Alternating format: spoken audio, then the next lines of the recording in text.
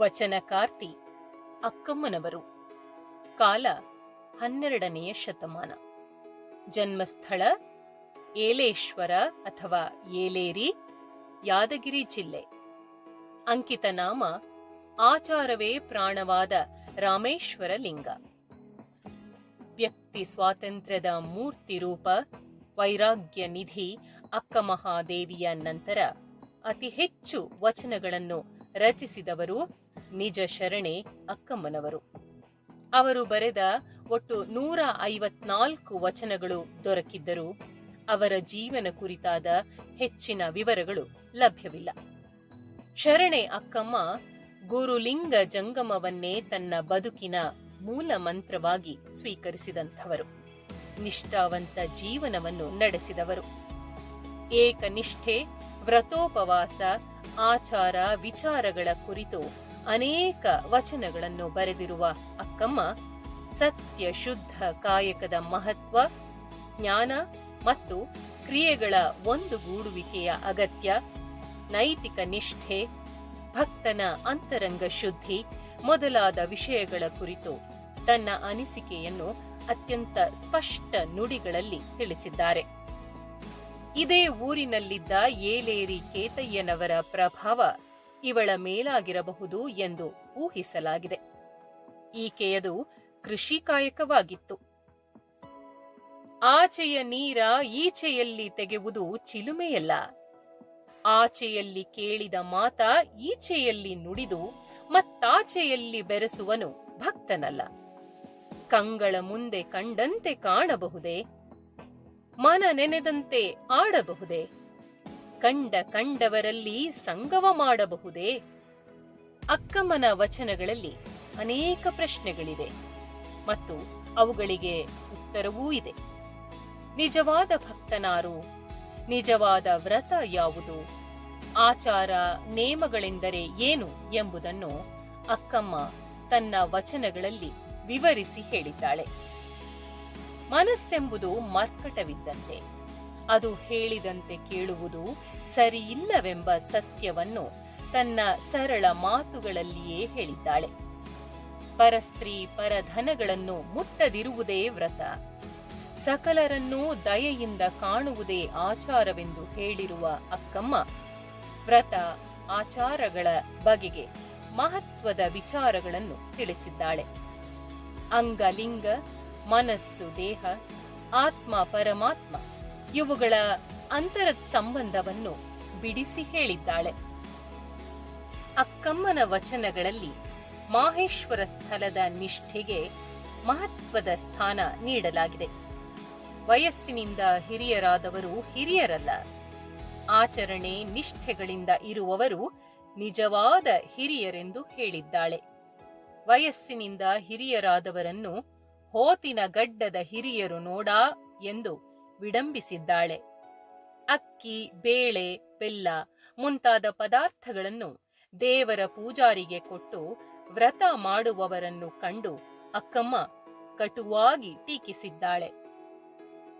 ಅರಿವು ಆಚಾರಗಳಿಗೆ ಅತ್ಯಂತ ಮಹತ್ವ ಕೊಟ್ಟ ಅಕ್ಕಮ್ಮ ಯಾವುದೇ ವಿಚಾರವು ಆಚರಣೆಗೆ ಬಂದಾಗಲೇ ಪೂರ್ಣವಾಗುತ್ತದೆಂದು ಹೇಳಿದ್ದಾಳೆ.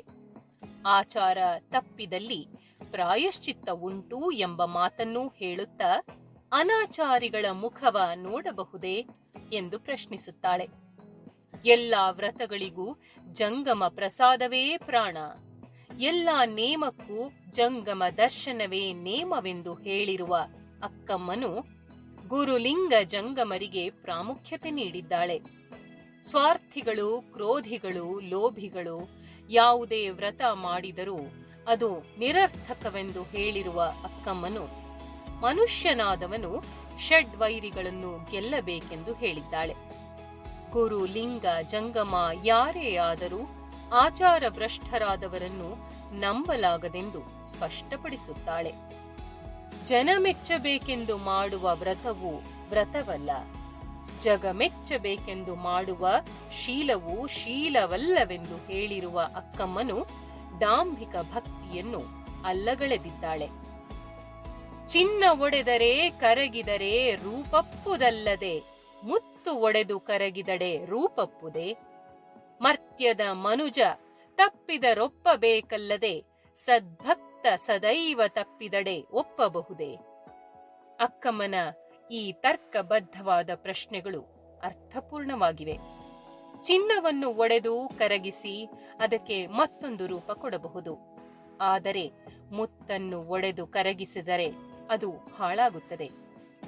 ಅದೇ ರೀತಿ ಸಾಮಾನ್ಯ ಮನುಷ್ಯರು ತಪ್ಪು ಮಾಡಿದರೆ ಸಹಿಸಬಹುದಲ್ಲದೆ ಸದ್ಭಕ್ತರೆಂದು ಕರೆಸಿಕೊಳ್ಳುವವರು, ಸದೈವವೆಂದು ಹೊಗಳಿಸಿಕೊಳ್ಳುವವರು ತಪ್ಪು ಮಾಡಿದರೆ ಸಹಿಸಲಾಗದು ಎಂದು ಸ್ಪಷ್ಟಪಡಿಸಿದ್ದಾಳೆ.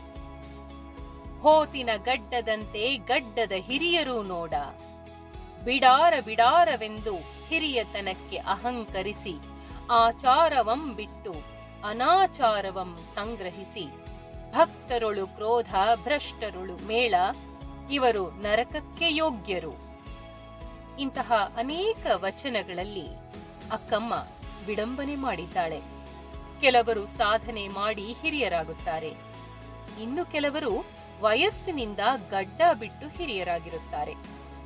ಗಡ್ಡದ ಹಿರಿಯರನ್ನು ಅಕ್ಕಮ್ಮ ಹೋತಿನ ಗಡ್ಡ, ಅಂದರೆ ಗಂಡು ಜಾತಿಯ ಆಡಿನ ಗಡ್ಡಕ್ಕೆ ಹೋಲಿಸುತ್ತಾಳೆ. ಆಚಾರವನ್ನು ಬಿಟ್ಟು ಅನಾಚಾರ ಮಾಡುವವರು ಅವರೆಂತಹ ಹಿರಿಯರೆಂದು ಪ್ರಶ್ನಿಸುತ್ತಾಳೆ. ಅಕ್ಕಮ್ಮನ ವಚನಗಳಲ್ಲಿ ಕಾವ್ಯಾಂಶವಿರದಿದ್ದರೂ ಶರಣರ ಸಿದ್ಧಾಂತಗಳಿಗೆ ಬದ್ಧವಾದ ನಡೆ ಎದ್ದು ಕಾಣುತ್ತದೆ. ಯಾರಿಗೂ ಅಂಜದೆ ಕಟು ಸತ್ಯ ಸಂಗತಿಗಳನ್ನು ತನ್ನ ವಚನಗಳಲ್ಲಿ ಹೇಳಿದ್ದಾಳೆ. ಅಕ್ಕಮ್ಮ ಹೇಳುವಂತೆ 64 ವ್ರತಗಳು, 56 ಬಗೆಯ ಶೀಲಗಳು ಹಾಗೂ 32 ಬಗೆಯ ನಿಯಮಗಳಿದ್ದು ಅವುಗಳನ್ನೆಲ್ಲ ಭಕ್ತಿ ಶ್ರದ್ಧೆಯಿಂದ ಅನುಸರಿಸಬೇಕೆಂದು ಅಭಿಪ್ರಾಯಪಡುತ್ತಾಳೆ. ಇದರಿಂದಾಗಿ ಅಕ್ಕಮ್ಮ ತನ್ನ ಬದುಕಿನಲ್ಲಿ ಈ ಎಲ್ಲಾ ನಿಯಮ ಶೀಲಗಳನ್ನು ಅರಿತು ಆಚರಿಸುತ್ತಿದ್ದರೆಂಬುದು ಸ್ಪಷ್ಟವಾಗುತ್ತದೆ.